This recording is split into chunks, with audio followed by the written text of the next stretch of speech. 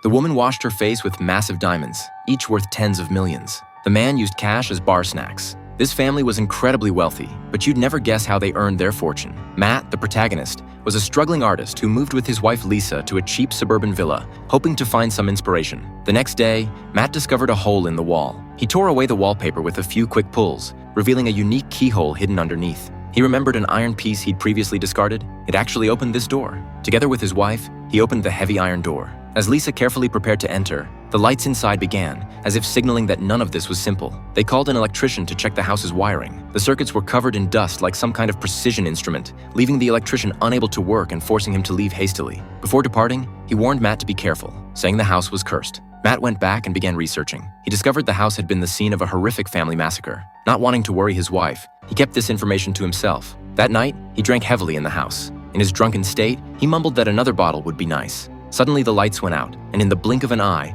a brand new bottle of alcohol appeared before him. When his wife woke up the next day and entered the room, it was already filled with various furniture and items. Matt eagerly showed her some world-famous paintings. At first, Lisa thought her husband had some kind of breakdown, but suffered under Matt's insistence. She said she wanted $1 million.